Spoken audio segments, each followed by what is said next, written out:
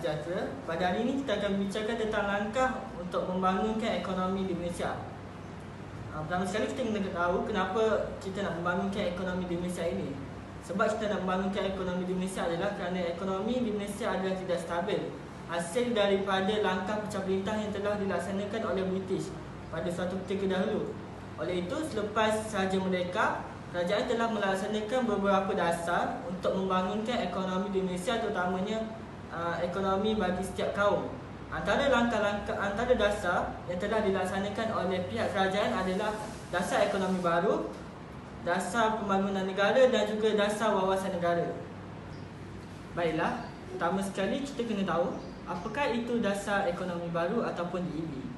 DEB merupakan sebuah program sosial ekonomi yang diperkenalkan oleh Perdana Menteri kedua iaitu Tun Abdul Razak pada tahun 1971. Dasar ekonomi baru ini bermatlamatkan dua perkara, iaitu yang pertama sekali adalah membasmi kemiskinan tanpa mengira kaum, dan yang kedua adalah untuk menyusun semula masyarakat.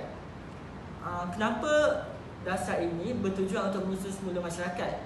Sebelum ini, seperti yang saya kata, semasa pemerintahan British telah melaksanakan dasar pecah belah di mana setiap masyarakat telah disusun dengan pekerjaan masing-masing. Contohnya, orang Cina akan bekerja di kawasan Lombong, orang India di kawasan estate, manakala orang Melayu pula akan dipekerjakan di kawasan kampung. Persoalannya, adakah DEB ini berjaya? Sudah tentunya DEB ini berjaya kerana seperti yang kita ketahui, DEB merupakan suatu matlamat jangka masa panjang iaitu selama 20 tahun. Menjelang akhir pelaksanaan DEB iaitu pada tahun 1990, taraf kemiskinan telah menurun daripada 49.3% pada tahun 1970 kepada 17.1% pada tahun 1990. Selain itu, DEB juga berjaya menjalankan strateginya dalam menghadapi dilihati perbezaan antara etnik dalam berusaha untuk mewujudkan keseimbangan dalam pelbagai aspek kehidupan.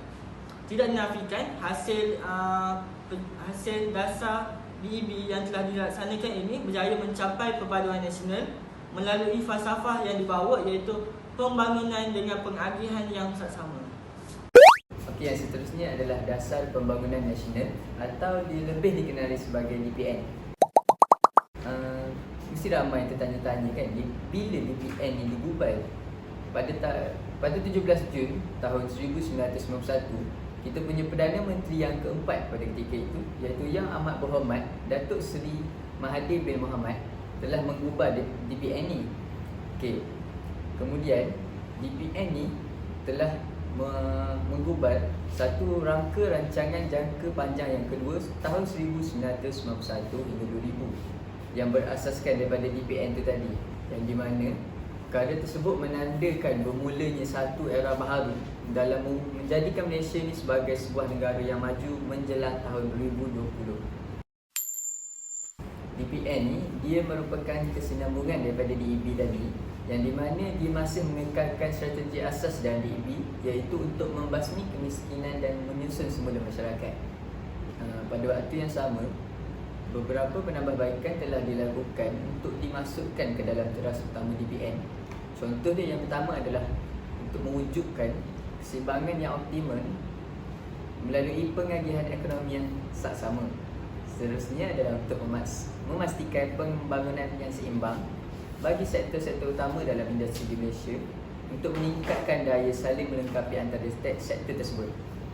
Yang ketiga adalah untuk mengurangkan dan akhirnya menghapuskan ketidaksamaan sosial dan ekonomi negara bagi menggalakkan perkongsian secara lebih adil dan saksama.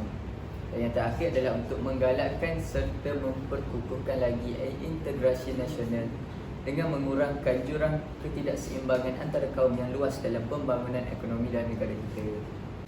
Macam yang kita tengok dalam teras utama DPN tadi, kita boleh nampak yang kerajaan ni dia sangat mementingkan ekonomi. Sebab apa? Ekonomi ni dia boleh mempengaruhi pelbagai perkara dalam negara kita, terutamanya perpaduan antara kaum. Macam mana ekonomi ni boleh mempengaruhi perpaduan antara kaum? Bila berlakunya pembahagian ekonomi secara saksama dan adil, jadi negara kita boleh mengelakkan daripada berlakunya polarisasi dalam masyarakat di negara kita, macam ketidakpuasan hati terhadap pembahagian ekonomi ataupun perbezaan pendapat yang berlaku dalam masyarakat. Jadi hal ini nampak macam remeh kan, tapi sebenarnya perkara yang remeh ni bila dia berkumpul ataupun dia bercantum, dan makin lama dia akan macam bom. Makin lama dia akan membesar dan perasaan tu dia boleh menyebabkan berlaku perkara yang lebih teruk. Contoh dia rusuhan kaum ataupun perkara-perkara yang sedemikian lah. Antara program pelaksanaan dalam DPN yang paling famous dalam negara kita adalah contoh dia Wawasan 2020, pembasmian kemiskinan dan program penyusunan semula masyarakat. Seterusnya saya ingin bincangkan tentang dasar wawasan negara. Jadi kita seringkali dengar dasar ekonomi baru dan juga dasar pembangunan nasional. Tapi apakah itu dasar wawasan negara? Dasar wawasan negara ini telah diperkenalkan oleh Tun Dr. Mahathir bin Mohamad pada 28 Februari tahun 1991 sewaktu persidangan Majlis Perdagangan Malaysia. Jadi matlamat utama dasar wawasan negara ialah untuk menggabungkan dua dasar pembangunan yang utama, iaitu dasar ekonomi baru dan juga dasar pembangunan nasional, dengan objektif utamanya adalah untuk membasmi kemiskinan dan juga menyusun semula ekonomi kaum tanpa mengira bangsa dan kaum. Dasar wawasan negara ini adalah setara dengan dasar ekonomi baru dan dasar pembangunan nasional, di mana dia punya kepentingan itu adalah sangat penting dan besar. Jadi kerajaan perlu mempunyai strategi tersendiri agar dasar ini dapat dilaksanakan dengan baiknya. Antara strategi yang diambil oleh kerajaan adalah dengan meneruskan pengurusan ekonomi makro yang mantap, seperti memperkukuh dan menyelaraskan program dan strategi pengagihan dengan penyertaan daripada pelbagai kumpulan etnik. Dan seterusnya pula adalah meningkatkan pertumbuhan produktiviti melalui pemantapan pengetahuan, kemahiran dan kepakaran pekerja dengan mengukuhkan penyelidikan dan pembangunan serta memperluas penggunaan ICT. Pelaksanaan DWN telah berjaya menyemarakkan semangat patriotik, kematangan politik dan membina masyarakat bertolak ansur. Dalam benda itu juga mengutamakan kepada pembangunan yang mampan dan mesra alam untuk alam sekitar yang bersih dan sihat dan serta menarik. Dasar wawasan negara ini terbagi kepada dua fasa, iaitu fasa yang pertama telah berjaya dicapai melalui dasar pembangunan nasional dan juga rangka rancangan jangka panjang yang kedua. Manakala fasa yang kedua pula telah berjaya dilaksanakan melalui rangka rancangan jangka panjang yang ketiga. Jadi apakah objektif utama dasar wawasan negara ini? Objektifnya ada 8, iaitu yang pertama adalah untuk membentuk masyarakat Malaysia yang harmoni serta berkongsi untung nasib sepenuhnya dengan sesama. Dan yang kedua, menggalakkan perwujudan masyarakat yang adil. Yang ketiga, membina bangsa yang berdaya tahan. Dan yang keempat, meningkatkan daya saing. Yang kelima, mengekalkan pertumbuhan ekonomi yang tinggi. Yang keenam, membangunkan ekonomi berasaskan pengetahuan. Yang keenam, mengukuhkan pembangunan sumber manusia. Dan yang terakhir sekali, meneruskan pembangunan alam sekitar yang mampan. Adakah DWN ini berjaya mencapai target yang ditetapkan? Jawapannya adalah ya. Buktinya apabila kerajaan telah berjaya menyemarakkan semangat patriotik dalam kalangan masyarakat yang dibilang kaum. Dan yang kedua adalah kerajaan telah berjaya menyekat aliran modal jangka pendek yang bersifat spekulatif. Dan terakhir sekali adalah kerajaan telah berjaya menggalakkan pelaburan asing dalam industri yang berintensif modal dan berteknologi tinggi.